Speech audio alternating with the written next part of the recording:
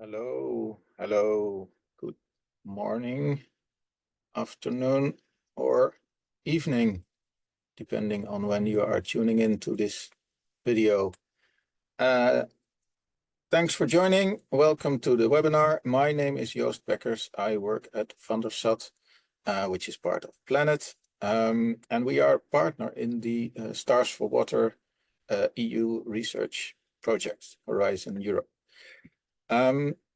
We did some interesting work on climate risk indicators over the past few years, and that is what this webinar is about. I will tell you more about the climate risk indicators and what we mean by them in this webinar. So the context is, of course, we all know that climate change is a major challenge for water resources management, and people need reliable data to develop coping strategies for mitigation or adaptation. We also know that a lot of global data is already available out there, and more data is being added every year. But we feel that this data is not always used to its full potential. Therefore, the STARS4Water goals are to unlock the existing data sets, make them directly applicable as climate risk indicators, and also to generate some new data sets from existing data sets and also by modeling and machine learning. Now, climate risk indicators, in general, an indicator is something that you use to quantify a certain condition. For example, in the context of water resources management, the yearly amount of precipitation in a basin, or the water demand from agriculture or from an industrial sector. These are relevant and quantitative indicators. Now, to be useful for water resources management, such indicators must describe the relevant conditions in the basin in a quantitative way. They also must be defined at the relevant scale for river basin management. Often that scale is the river basin or a subcatchment. They also need to provide insights into not only the current, but also the future conditions. So then you can develop scenarios for climate change and develop coping strategies.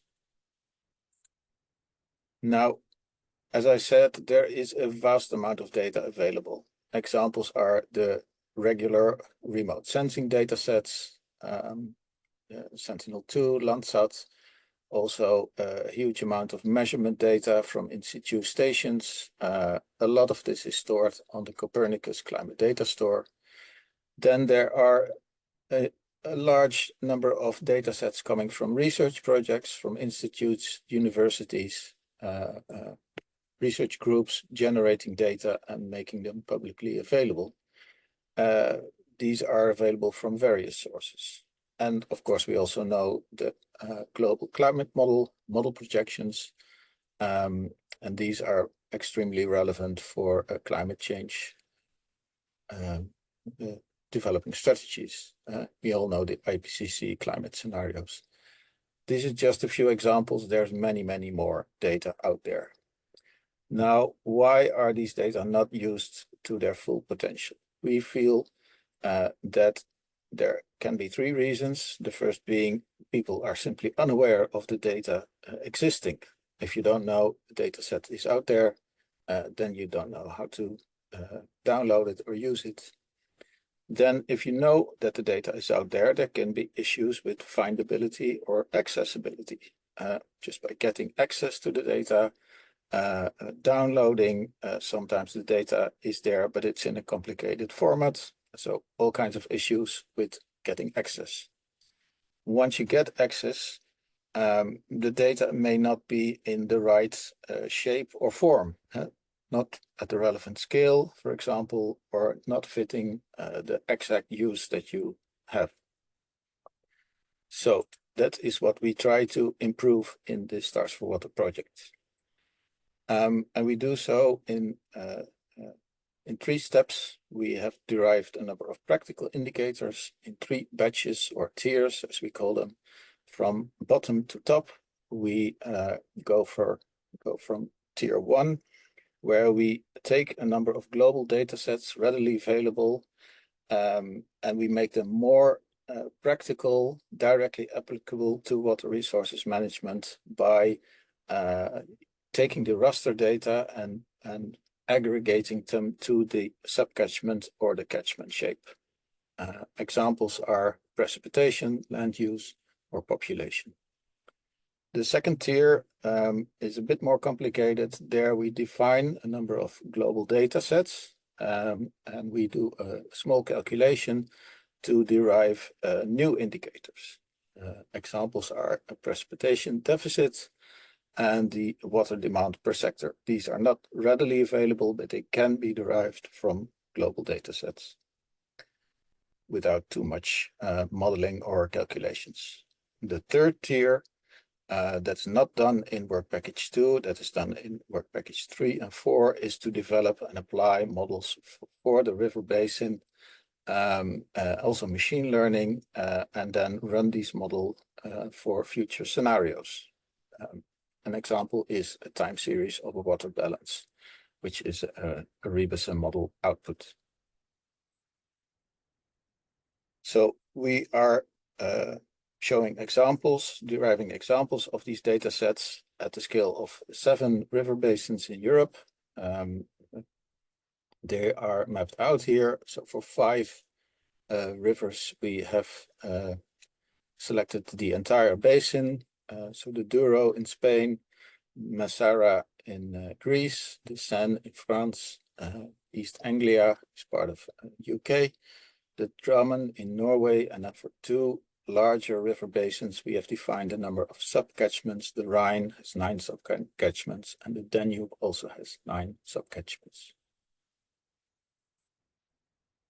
Here are some examples of the indicators that we derived. This is, for example, the precipitation, change in precipitation for the Masara basin. This is data that is readily available from Copernicus data store, but it is not available at the scale of the Masara basin. So we took that raster data and then aggregated the raster points, the precipitation change, just for the Masara basin. And then you get this graph showing a decrease in precipitation over the next decades. The graph is also showing the different GCM models outputs, and in black we plot the average of the 6 climate models. Here is another example, also for the Masara basin, with land use changes. This is done from the PNNL GCAM Demeter dataset. That's the Pacific Northwest National Laboratory in Richmond, Washington. They have developed a land use development model, and it's producing global outlooks for changes in land use. And for the Masara basin, this model predicts that there will be an increase in agricultural land use and a decrease in forest. Another example, this is the total population in the Drammen Basin. This data comes from the SEDAC, it's the Socioeconomic Data and Application Center of NASA. This demographic model predicts that the population in the Drammen Basin will increase over the next few decades. This is an example of a tier 2 indicator that we derived, the precipitation deficit. So that's the evaporation, potential evaporation minus the precipitation in the Seine basin. This is derived from precipitation scenarios that are readily available. The evaporation is not readily available, so we had to calculate that using a model. But the model is using Copernicus data as input, so temperature and radiation coming from the global data sets on Copernicus, converting them into evaporation, and then deriving the precipitation deficit at the scale of the Seine basin. In this case, it shows that there is not much change expected in the precipitation deficit in this basin. Another example of a tier 2 indicator is the industrial water demand change. Here you see the graph for 6 basins. This data is derived from the current water demand. This is from United Nations data. And then using a GDP and demographic outlooks for these river basins to estimate how the water demand will change over the coming decades. And we see that in all the basins, the expected water demand is increasing. Now, all these data sets have been made findable by uploading the metadata to the portal that we developed. Here you see the link to the portal. There you can find some general information about the data sets. The actual data is also public. It's on a Zenodo link available for download. And the data itself is made accessible by, at least the tier 1 indicators are made accessible by putting them on a web dashboard. Here you see a screenshot. So all the graphs that I've shown are available here in this dashboard. So we have shown that we can use global data sets to derive relevant information for river basin water management at the basin scale. We have made the data findable and accessible by putting them on a web portal and in a dashboard. These are just the first data sets that we derived. More indicators will be derived by the project, more specifically by work package 3 and 4. These work packages are using modeling and machine learning to derive more data. Thank you for your attention. I would invite you to explore the metadata portal and the dashboard to explore the data. And if you have feedback, please provide them back to the project team. We're happy to receive feedback.